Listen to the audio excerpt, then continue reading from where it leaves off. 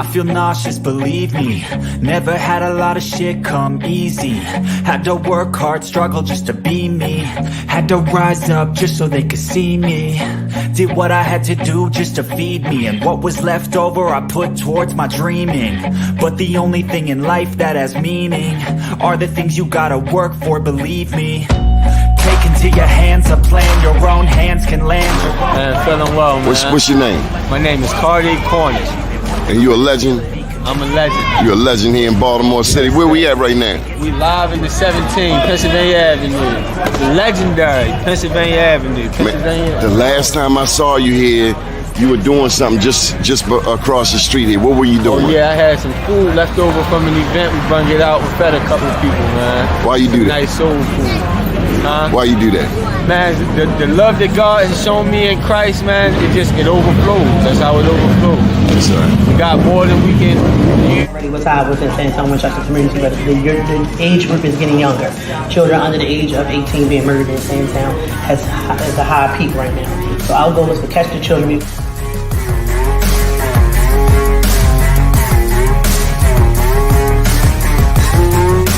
Damn. You going hard, man. You going hard on that man today. So what do you think, Mr. Mayor? You got manufacturing right here, helping our young people despite all of the challenges in the city of Baltimore, right here on North Avenue. Nah, it's really about the growth. Just knowing being there when they were down in Fort Covington and seeing how far it's grown. Like you said earlier, like getting the Sorbet, where we got the Sorbet at the beginning, but now being able to, when I'm at Camden Yards, get it, or anytime I'm down at Harbor Place to get it, and folks to not even know, but they gonna know now that like this is coming from young people in West Baltimore, right there in West Baltimore on North Avenue, where they think nothing great comes from, but they can see it with the young people. If you work for it, it's only worth it if you work for it. I won't stop till they Here on the Miami, Mississippi. Down right there, French Forward Mountains. A beautiful town. Just leaving Algiers, which is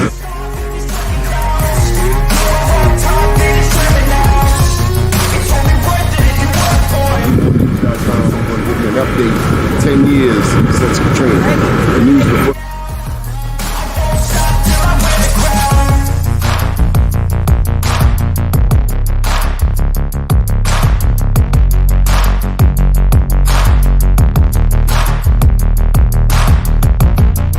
All right, y'all, this is what I came to New York for. Besides the Black Wall Street Awards, we're going ahead and get some of this real good jerk chicken.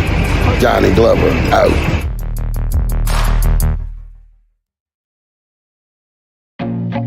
I feel nauseous, believe me. Never had a lot of shit come easy. Had to work hard, struggle just to be me. Had to rise up just so they could see me. But we need to feed our loved ones. DOTS needs to rescind this package policy program so that our loved ones are able to eat every day in that filthy facility. We have some stars in the building. I feel like no one takes it. First name's Doni, last name's Glover, entered the winner for the long haul, baby. It's a beautiful day in the neighborhood today. We're going to continue our conversations with the West North Avenue Development Authority. Today's guest is Ms. Johndre Jennings. Now, she's the executive director of the Druid Heights Community Development Corporation. Good morning. How are you? Good morning, Mr. Donnie Glover. How are you doing? Blessed by the best. No need to be stressed. I've bragged about Druid Heights many times. I've said to many people over the years that Druid Heights is the model. And when it comes to community development corporations, we couldn't ask for a finer leader in the area. You've been a fiduciary and fiscal agent for a number of other entities, including, I remember Upton. I know you guys have run the Pennsylvania Avenue Main Street. I know you've been a leader. I mean, you're surrounded by Penn North, Sandtown, Bolton Hill, Upton, just in the middle of Penn North. Can't forget Penn North, Annie Hall. You were a fiscal agent for those guys. You've helped others get their nonprofits up and growing into self-sustaining entities. How's it feel, Johndre Jennings, to run the top CDC that I know of in West Baltimore? Is there one stronger? Well, of course, I would say we are the top, if not one of the top, community-led development corporations in West Baltimore. And of course, I would say we are the best. You know, I always tell everyone West is the best. I live in West Baltimore and work in West Baltimore, and the synergy is just there. So it's exciting. It's what a blessing.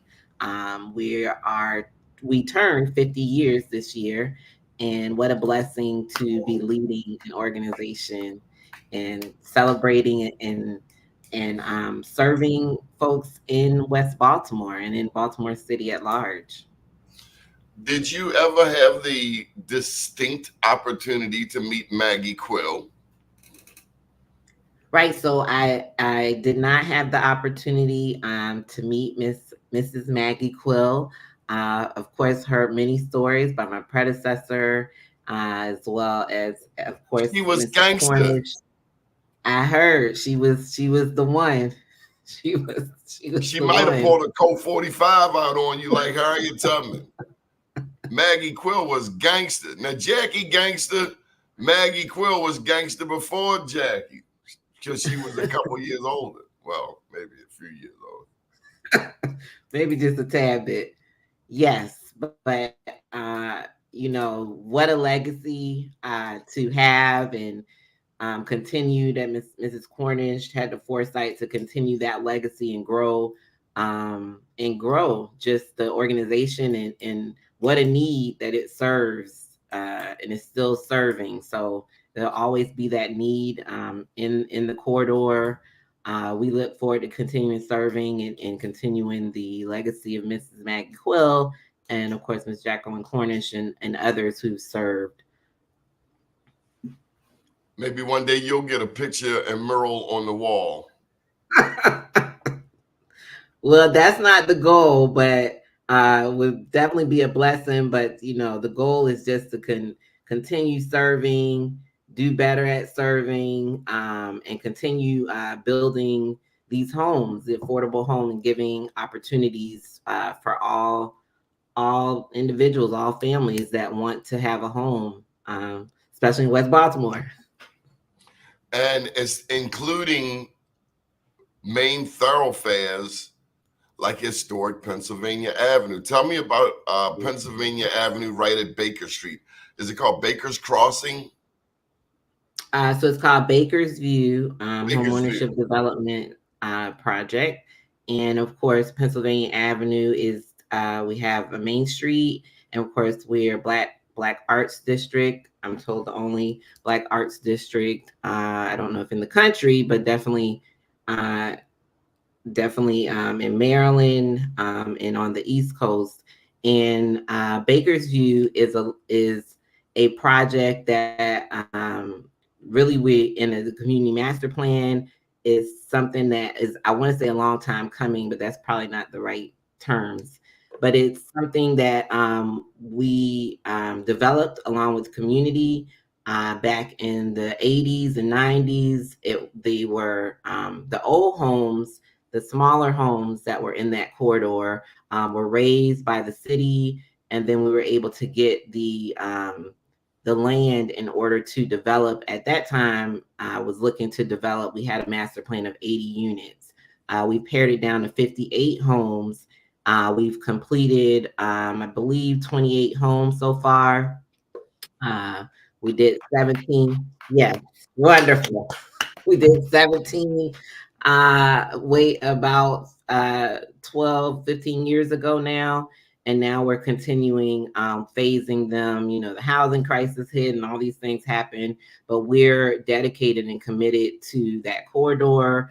The residents deserve it, and we're looking forward to it being completion in 2025.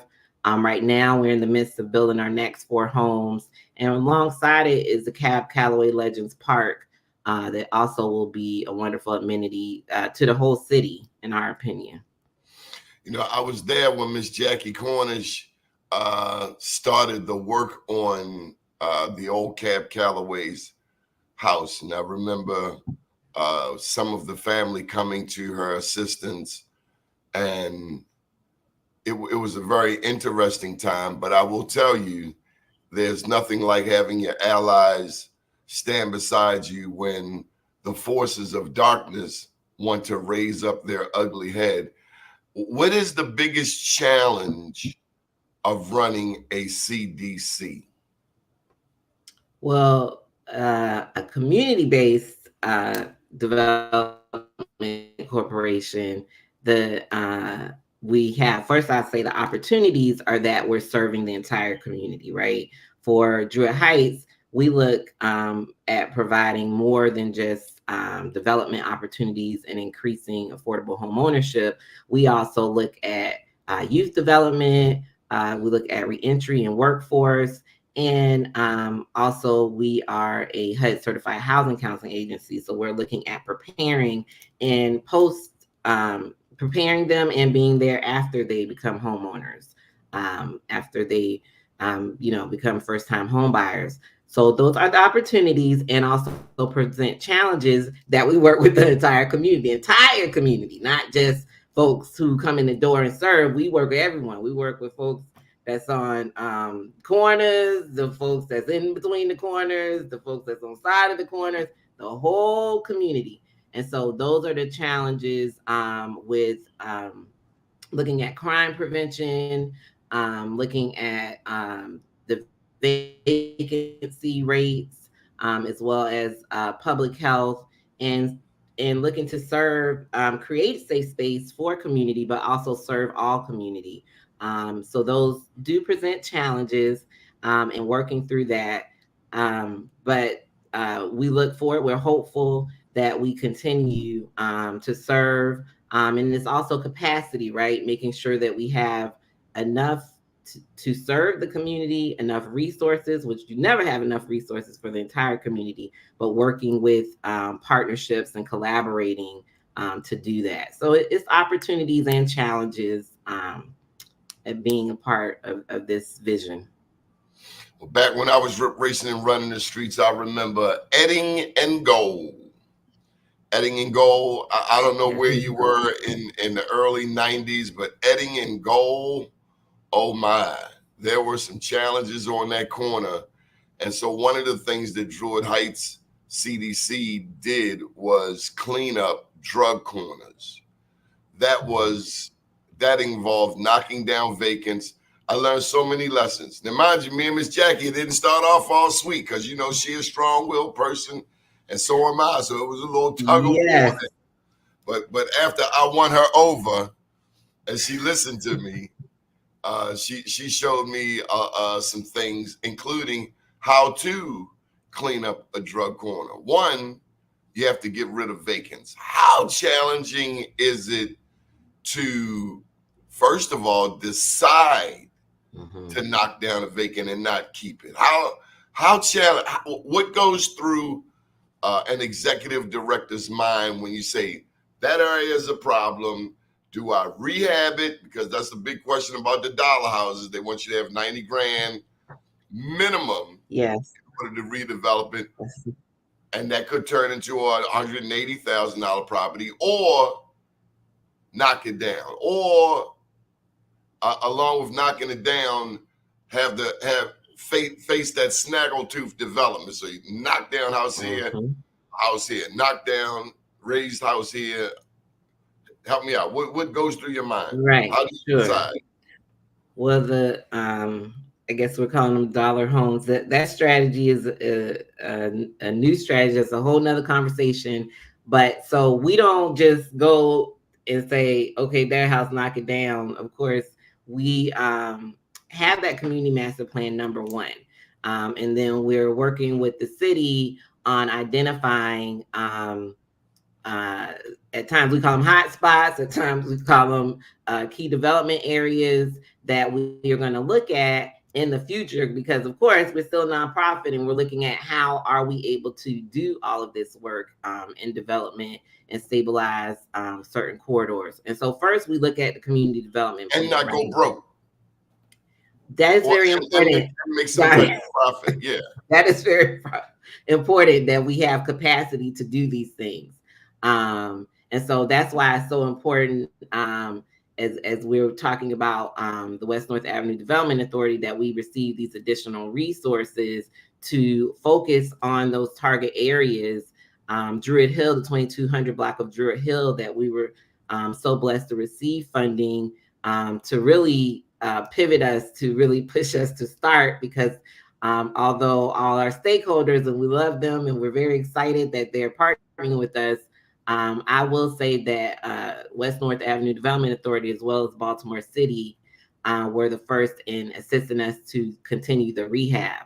And we also received core dollars to stabilize. And so we're looking at the community master plan. What did we say we were going to do, right? What did community say? Yes, we agree, we got the buy-in. And so 2200 block of Druid Hill was one big corridor that we it's taking a bit of time for us to focus on, because we wanted to do the entire block, as well as we've done some scattered sites, as you mentioned, the snagger tooth approach. And the city has raised some units, but really we, much to people's maybe dismay, we do want to keep these very historic, my predecessor used to say the Harlem of Baltimore City, these very historic, beautiful homes on Druid Hill and McCullough, which is our main thoroughfares.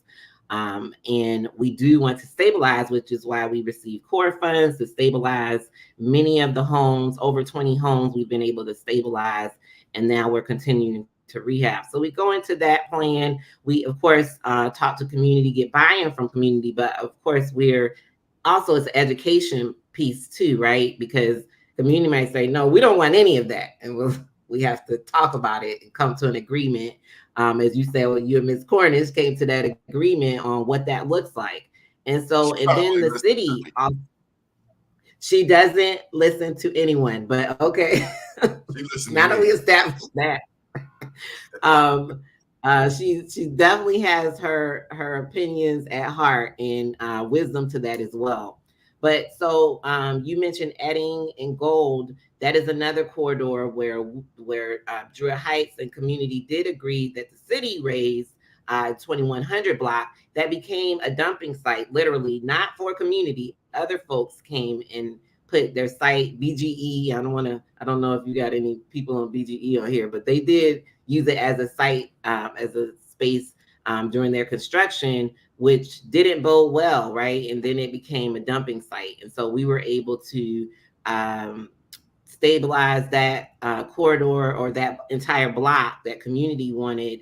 And we were able to create that as an intentional green space. So it's talking to community, seeing where the blight is, where these hot spots, as well as development opportunities are, as well as in the community. So it's not always easy, and we don't have the funding up front most of the time, but it's a planned activity. It's a strategy that we're looking at, and how can we get to this? And so with West North Avenue Development Authority, that is actually one of the priority areas on the 2200 block of Druid Hill. We're looking forward to starting this fall, and even having, and we'll definitely update you with a groundbreaking in early fall to start the entire block. We did stabilize it, and everyone knows the city knocked down the other half where Cab Calloway Legend Square will be held.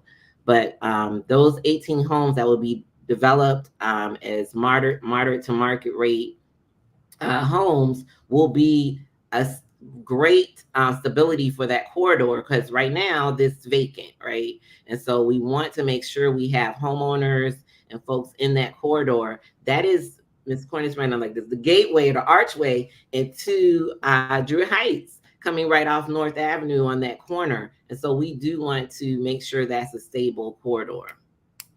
You know, you mentioned something, and we're going to delve into the whole relationship with the West North Avenue Development Authority. But as you mentioned, the gateway and the historic houses, the 3-story houses, I've seen historic pictures of the marble steps going back to the 50s, because there was a time when blacks could not live above North Avenue or west of Fulton Avenue. So Druid Hill Avenue, McCullough Street, this was the creme de la creme of the black community. People took pride in living there. And of course, as you know, as integration came, as we started migrating and emigrating to Randallstown and other parts of Northwest Baltimore County, a lot of people forgot about the old neighborhoods, forgot about grandma's house. And that's the beauty of Maggie Quill, of a Jackie Cornish, of a Johndre Jennings, to keep that continuity. Famous people lived there, famous, Baltimoreans, 3-story, they would be considered brownstones, right? Mm-hmm.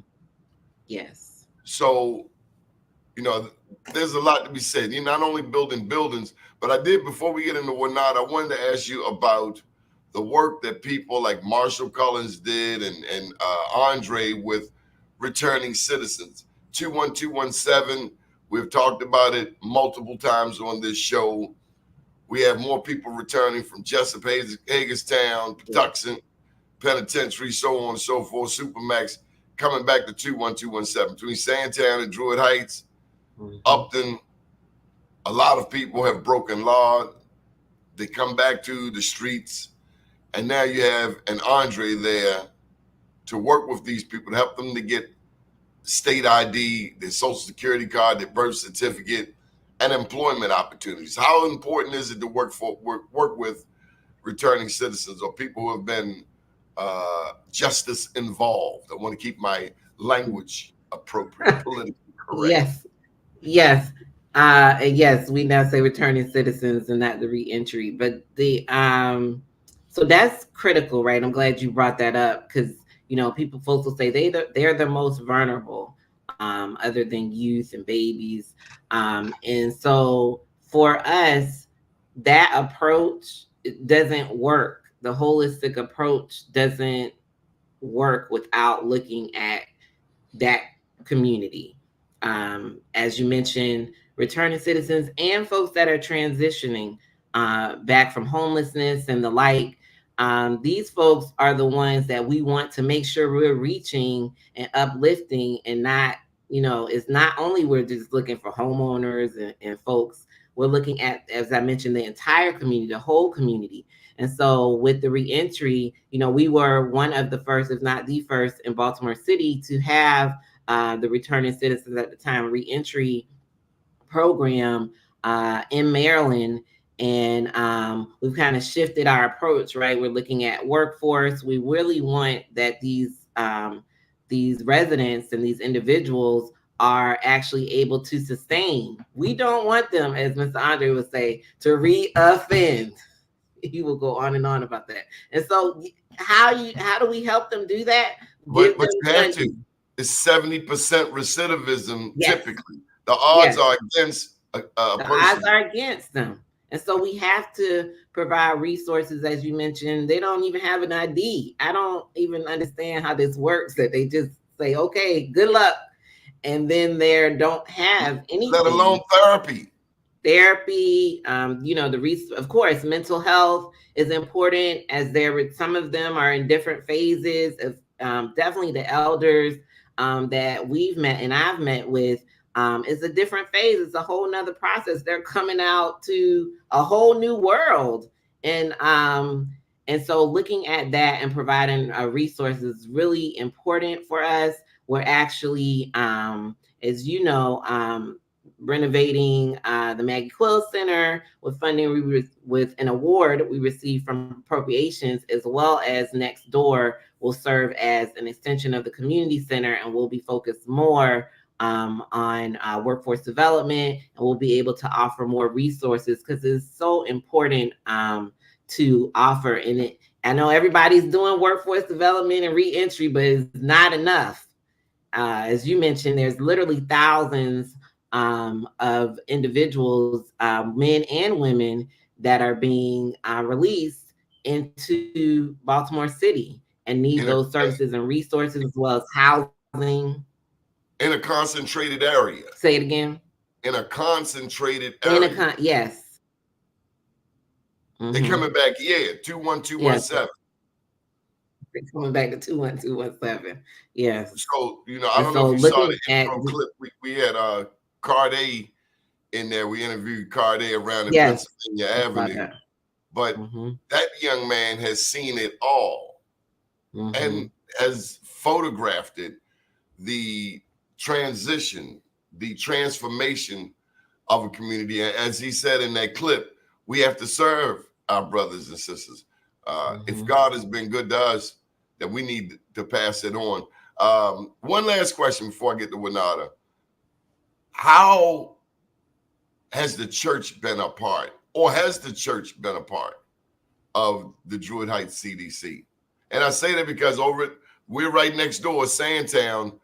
Of all of the churches, we got 3 that are really committed. I don't even understand that sometimes. The church be clowning sometimes more than everybody, than the dude on the corner. The churches. How do you ward off people who tend to take advantage of a 21217? And let me just keep it real. In another year, Freddie Gray will be coming up. I know WNADA plans to address 10 years since what has happened. But what happens when you have entities that are not being helpful? Cut them off, choke them out, put them in a headlock. What do you do? Choke them off. That's a great question. So I will say that we do have faith-based, not only the churches, Patterson Ashbury, of course, St. Martin's Church. Big ups to St. Martin's. Yes, St. Bishop Martin's. Kevin Daniels. Yes, with Dr. Daniels. But he can fight. He know karate. Did you know that? I heard. Oh, yes. Yeah, he a sidekick. I heard it. He a sidekick with a Bible scripture. And so we, as well as I can't leave out St. Peter Claver, that where we're having our summer camp with 60 youth over there. So pray for our staff and Tavon over there that's rocking and rolling with the youth. But so the faith-based community, it is a conversation, right? Other than with Dr. Daniels, with St. Martin's, they get it. They know. And they live in the community. I think that's important. And they're not afraid of the people. Yes. Right. When you're afraid of the people, don't get into this work. Yes. Yeah. We had Daryl D'Souza and Mr. Bonaparte and Eric. They are not afraid of our people. That's the point I was making with the former president of Coppin State, Dr. Calvin Burnett. He walked from Coppin to the harbor and back every day. That means you're not afraid of your people. Yes. You can't serve the people if you don't love the people. You can't serve the people if you're afraid of the people. You can't be, Sister, in this work, in community transformation work, I have seen a Black person in a room full of Black people say, oh my God, I've never been in a room with so many African Americans. And I'm like, oh my God. Damn shame. Yeah, you gotta be, relatable as well. Much like the youth. Folks know if you're real or if you, where you coming from. They know. At Druid Heights, they definitely know. And so with the faith-based community, I do think it's important. It is a conversation. I won't say that we have these great, wonderful relationships with all the faith-based community, but we are working on it, and we do feel like it's important. National Night Out is coming up, and we will be having that. I believe it's the first Tuesday of August, and we invite, of course, St. Martin's is always there. Patterson Ashbury is also there and doing what we call peace walks. And so that's an opportunity as we talk to them about, if you're not living in the community, to get to know the community and what that looks like. And of course, Andre and Western District is with us in doing that. But that's one way we do it. We used to have a pastor's roundtable that we may pivot back to getting into When you got real pastors, because like I said, them churches, some of them church people be clowning in the name of Jesus. And let me tell you this, you can't be serving the people in West Baltimore, Pennsylvania Avenue, and your office is way over there. Yeah. Out the hot zone, because the people in the hood, in the community, know authentic versus stunners. Mm-hmm. So if you want to serve the community, be in the community. That's you can't true. be calling shots from a mile away and say you down with the people. From Utah Street, right. Yeah. But anyway, how did it feel? How did it feel on a Saturday morning? I know we were all tired because you're working a full work week. You probably work 80 plus hours a week. Because I know Miss Jackie don't be all in the bit. They just put you 100 hours a week. No, I'm just joking. I believe it is. But you do long hours. I know you do. You can't be in community work. You probably, I mean, what they say, dark 30, can't see in the morning, can't see at night.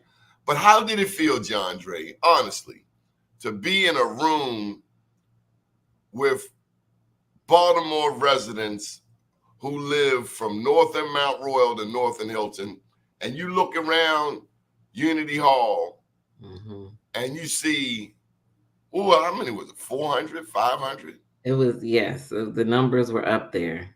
Hundreds of people, not even enough chairs. Yeah. And people I had never seen before. How did that feel? And why weren't there more politicians there trying to get some votes? I still won't figure that out. Like, damn. This is your whole community. You could just come in, give everybody never mind. Anyway, how did that feel? That it was pretty, I use the word surprising or alarming because, with the West North Avenue Development Authority, that conversation strategy had been happening for like almost over a year prior to even the executive director, Chad, coming on board. That with my predecessor, it had been having, the senator, it had been having, and the mayor. And so to see kind of like that outcome or that, that presence, that means the folks wanted to hear like what is happening. And there was excitement and, a lot of. It was unprecedented. Yes. I've never seen that. In the room. Yes. And probably we needed a bigger venue than Unity Hall, but that was amazing. That folks wanted to know or being nosy or trying to figure out. That was the place to be nosy. Yes. That was the place to put your hand up, to interject, to give your feedback. That I've never seen that. I've been doing community work since '94.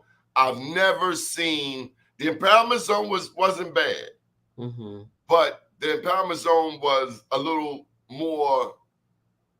It was more parochial. It was more narrow-minded, more specific areas. This was the strip. Yes. North and Mount Royal, all the way to North and Hilton. That's a lot of communities. Yeah. And I saw elders, and Druid Heights definitely recognized Miss Turner, like these people. And I said, how did you hear about it? She said, it was at the meeting. You told us at the meeting. And so the fact that when they say community is not listening or not hearing or doesn't care is untrue. Lies. It was there. It was right there, proof that community definitely is engaged and cares and excited about what's to come. And so that was great. That was beautiful. Big ups to Senator Antonio Hayes. Absolutely. Let's get some brownie points here. If it weren't for Senator Hayes, that whole amalgamation of communities would not have happened. Well, how important is the Senator Hayes, who lived right off North Avenue, Francis Street? I was introduced senator, I think, when he was a delegate initially, and to me, and of course, right, he grew up right there, and he knows the community. He was always engaged, always present, which was huge. and then as becoming a senator, still even, pops up at our community meeting. We have community meetings every fourth Saturday, every month, and he's popping up. Yeah, consistently. It was, yes. I wouldn't dare not have a community meeting. And so that's significant, Johndre. There's a standard set. It's important. Yeah. Y'all expect to be there. The community expects to be there. Yes. That's the foundation of CDC work, I think. Yes. Yeah, it's important. And so Senator him being present in those moments, not just when we're doing, having these big events, like when it's 20 residents, he's there, he's present first. And so in understanding and navigating this political world in Annapolis and being able to push forward that strategy and, dare I say, agenda of making sure that West Baltimore receives resources and much needed and very deserved attention that we have not gotten in the many, many years. And so it's dynamic, the strategy, and it's, definitely, I think, a national model for urban communities. Yeah, absolutely. So what would you like to see? Give me three of your interests as it relates to the West North Avenue Development Authority. And again, big ups to we didn't even say thank you to the governor, $28 million. Way to go, Wes. Drop that money off. Thank you very much. Drop that Skrilla off, buddy. And because that's the black butterfly. We have these conversations about the black butterfly, the white L, how all of the investment or much of the investment over the past 5-6 decades, where we've had increasingly more black elected officials, those resources have gone into the white L. Johns Hopkins University, straight down to the harbor, over to East Harbor. East and West Baltimore,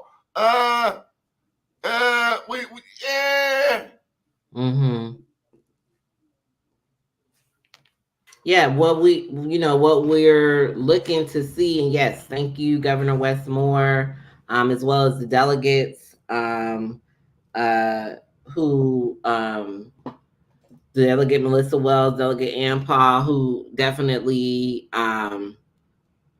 supported as well as pushed that legislation. It's legislation that had to be pushed.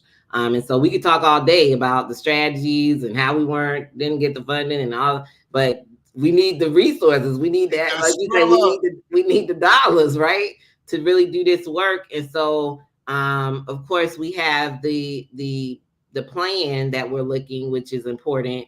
And community has had input, but really looking at those key spots along the corridor and having, I would say, a timeline is important, the commercial corridor.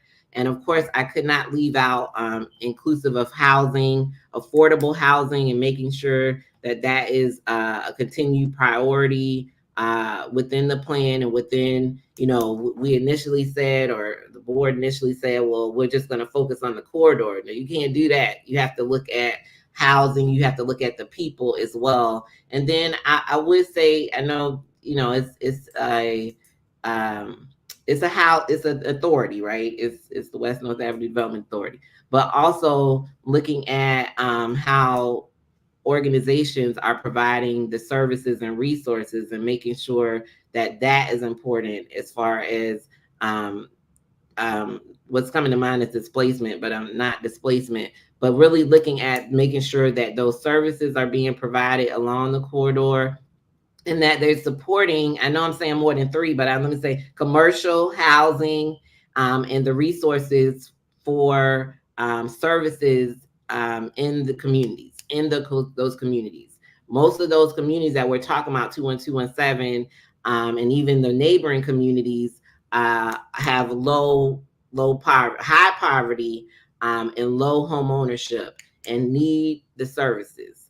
They're desperately I said to Verna Jones when she was senator years ago, they were talking about Pennsylvania Avenue, Main Street, and they didn't invite me back to another meeting.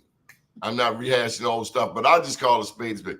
You can't develop that. We're talking about Pennsylvania Avenue. We're talking about North Avenue. I said, they were talking about all the stuff they want to put on Pennsylvania Avenue. I said, if you don't help the people on Division Street, yes, the people over on Arlington, on Carrollton, on Myrtle, on Argyle, if you don't invest, just like North Avenue, they got 100 yards to the north, 100 yards to the south. Same with Pennsylvania Avenue. You got to help those surrounding communities. You got to help build more homeowners. yes. Those are the people who sustain your businesses. And I do think we deserve a Starbucks, because I don't like to go all the way across town and get the damn coffee. But you have to build more home ownership opportunities and some nicer rentals. I'm not against renters, but I want more homeowners. I'd rather live next door to a home. I'm just going to call a spade a spade. Mm-hmm. They take ownership.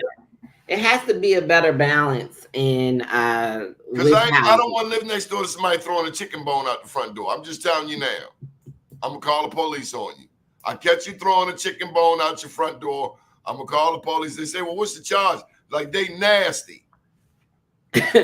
So with the and then I should add, with the services, if I could add a fourth, is public health, and making sure that we're working with we have Western District now, and working with Muncie and others on these issues with homelessness. I know they don't all want to go anywhere. They want to stay where they are and do the things they do. But if 2 blocks over, Bolton Hill can be completely clean, nothing there, then something. I see addicts coming from Bolton Hill to our neighborhood.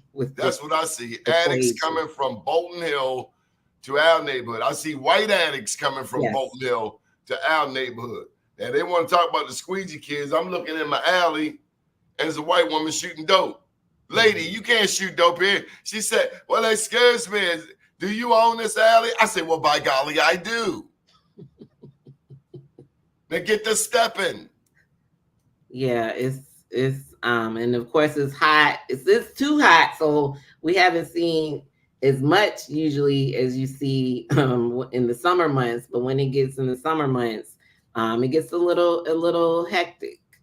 More traffic. We've seen more and more traffic on Pennsylvania Avenue, Division Street, as you mentioned, and now on even Druid Hill. So it's like they're encroaching in the neighborhood, literally, not just where the vacancy is.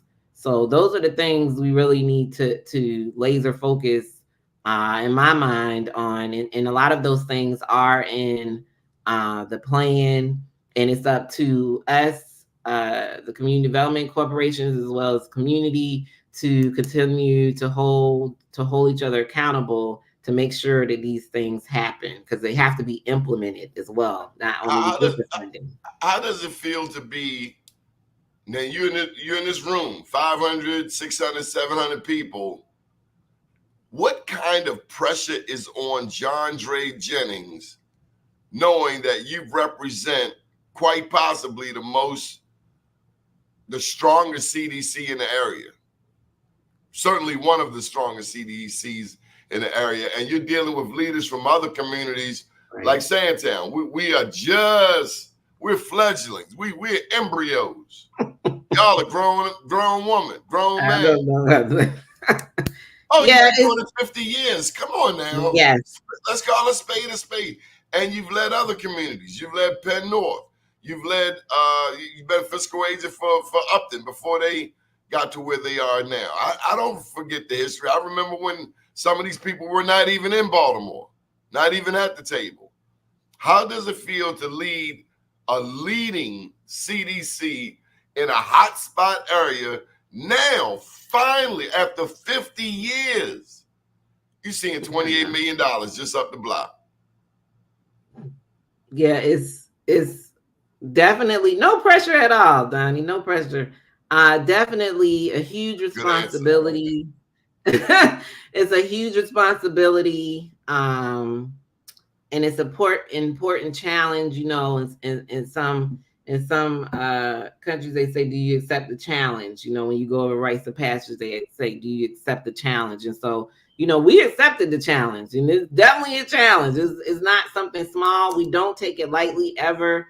And from the folks on the corner to you know, the Miss Turner's 80-something-year-old resident that's been living there 40 plus years, Miss Tires, all these residents, to the babies that's just being born. And we do have new residents coming in the community, by the way, in West Baltimore without knowledge of all of this. They're just coming, moving in, saying, hey, you know, I found a nice house and I want to live in West Baltimore. And so we don't take it lightly. It is a great task, and we accept the challenge. I accept the challenge of being a servant leader in the community and working to continue to serve, improve the community. You know, I use revitalize. Sometimes that's not, you know, the sexy word. Sometimes I don't like it.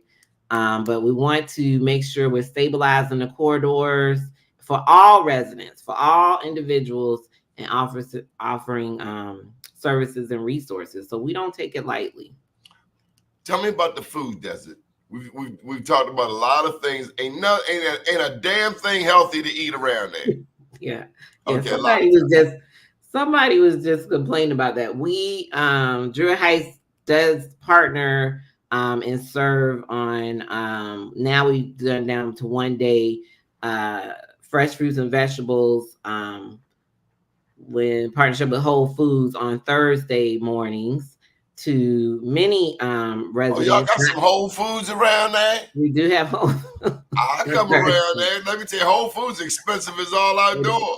Yeah, well, it's not just homeless individuals. You know, anyone can come and get and fruits and vegetables. And for folks who are not in transition, we also have canned food items. But yes, unfortunately, there is a food desert issue, and I know that word can be politically incorrect or controversial, but there is not enough healthy foods. Some of our in the Pennsylvania Avenue and No Boundaries, of course, and some of our other partners in the community do offer, but it is still not enough.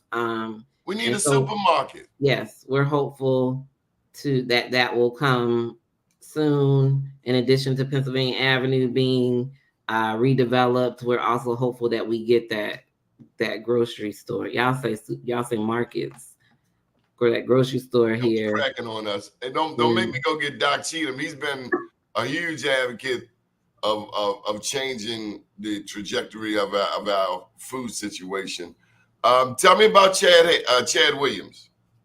Chad Hayes is our great planner. Chad got mad because I slipped up and wrote one time Chad Hayes, but I worked with Chad so many times. And once you meet Chad, you like, dude, he's a breath of fresh air.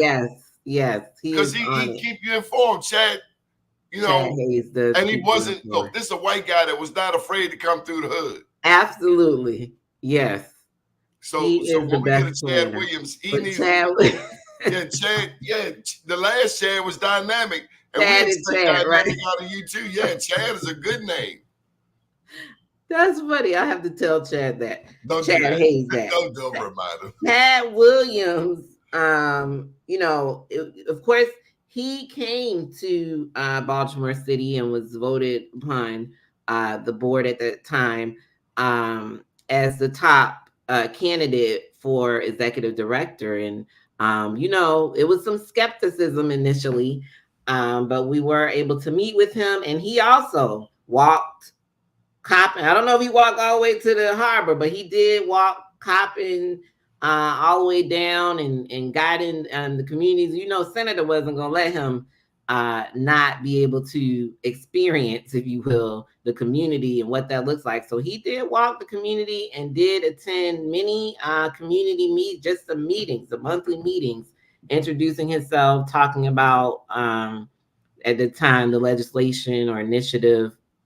And so I do believe that he is a good leader. and growing as far as understanding and knowing the wonderful different navigations that happen in Baltimore City. Baltimore City is very different than any other city, and I know he's worked in other cities and in DC as well.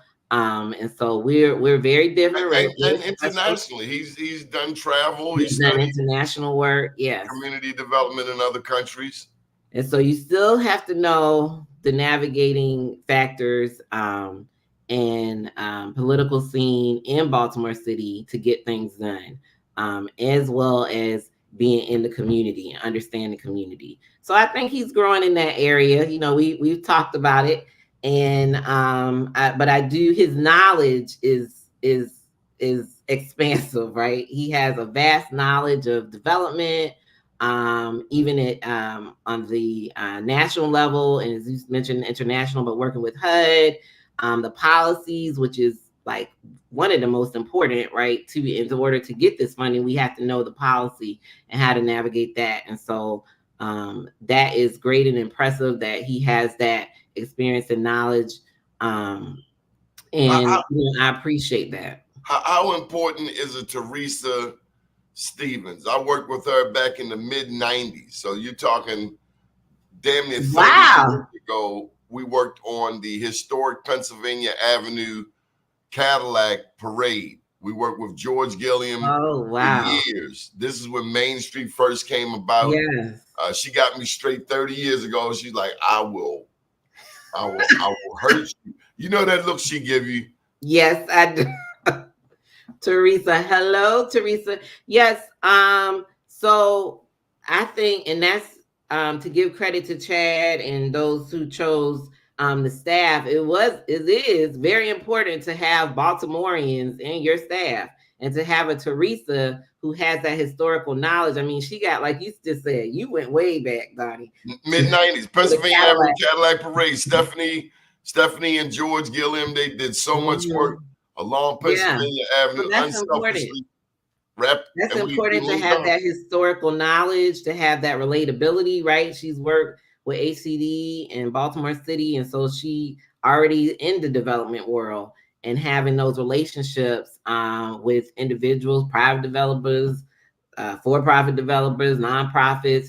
She has all those relationships and knowledge. So that was key. That's very important. That was very smart of Chad to give her a nod and put her in that position. And also she's relatable. She's down to earth and real. She's not afraid of the community. I'm trying to tell you. Mm-hmm.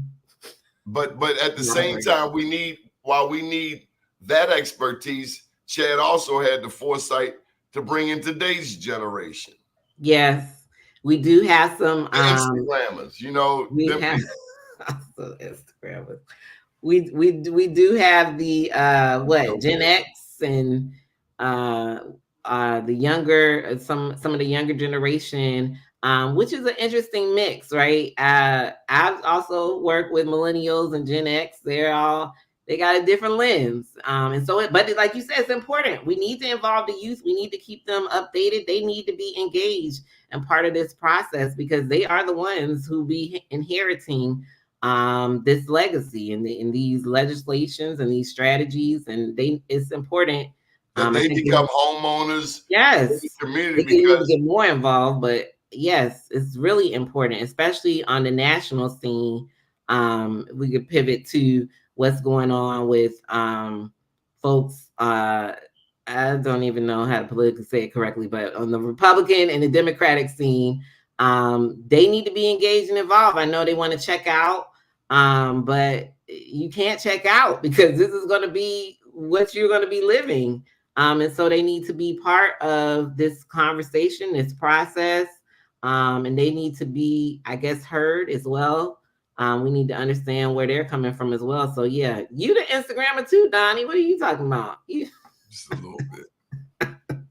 I'm a Facebook. You know, as old people, we more of the old people. Facebook always be coming at me. Yes, the young people say that's for old people. They said that's the Facebook is for old people. Yeah, Facebook on Instagram, it's the same damn family. That's why you need us seasoned veterans. Google owns YouTube. How many people know that? Yes, I don't think I did know that fact, but that is not surprising to me. Very interesting. Speaking of which, how important is technology in all of this? As you're developing more and more modern homes, the internet accessibility to the internet is more important to development, to housing, to cars, to everything. Where is that? And I remember back there, Freddie Gray, University of Maryland had come through, and they were talking to your community, my community, and so where's technology in all of this? And I guess that'll start to wrap up this. That's very interesting. So we need to have that conversation back with University of Maryland. So technology is huge, right? Like we're here on technology, talking and having the conversation, and we are working on our marketing strategy as well, because it's very important to tell the story, but to get it out past just even Baltimore, as we're looking at our model. So technology is huge. Making sure we have equity in technology. During COVID, that's all we had was technology. And making sure that our residents and our families, and especially our youth and students, have computers is huge. Is an important part of getting the story, understanding it, but also like that's where we are, right? We're in technology now, so it has to be part of the conversation. Glenn Smith, tell me about Glenn Smith. Tell you about Minister Smith? Yeah. What would you like to know? He is the minister. He is part of a board member for. Because he's watching the show. I know he's watching. Hello, Minister Smith. He's a board member on COP and CDC, but also myself and Minister Glenn are community board members on the WNADA board, and we serve as assisting in making sure community voices get heard. And he's been a great advocate. He has a lot of knowledge, and I need to do a better job of sitting and listening to him. He sent out a lot of damn texts, but at least he don't send out them threads. Ain't nothing like somebody put you in a thread with 30 people you don't know. And I don't know these people. He don't do that. But he will hit you with a memo in a minute. The emails, yes. Yeah. So Minister Glenn is great advocate in West Baltimore and Baltimore City at large. Me and him had many discussions over that transportation thing. He is a red liner. Yeah. God, if he put his foot in Hogan's hind parts one more time, it's like, oh my God, he did not like Hogan. It's like, okay. Here goes your girl. I told you she was watching. Work together, dream together. We're not a teamwork. Go team, go. Yeah. Any final thoughts, Johndre Jennings? Any shout outs? Absolutely. Just want to definitely thank you for the opportunity, Mr. Donnie Glover, to be on this renowned radio station and get the interview on Black USA. Yes, beautiful thing. They told me you was nervous. I was like, come on, she ain't nervous. They might have said that. Sometimes I do get a little nervous with you because you got all the stories. I have to make sure to study and do the research and read your book. I got to do all kinds of things to make sure I'm prepared for these interviews with Mr. Donnie Glover. We ain't gonna leave you hanging. The renowned, see, there you go. There you go. We ain't gonna leave you hanging. And so, yes, thank you for the opportunity. Of course, you can check out Druid Heights if you can Google us. We're druidheights.com. We're also will be having our national night out on the first Tuesday in August. Please come through. We would love to see you August 6th. Why didn't you quit? Why didn't you quit? Because you heard the work that was involved in Druid Heights. You saw that there was some people who couldn't cut the mustard, some people who just didn't make it. They got cut.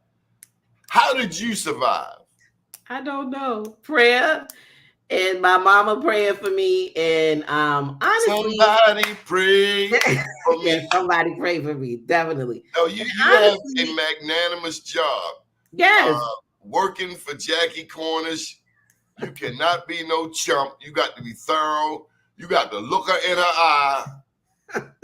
You know she will look you straight in your eye.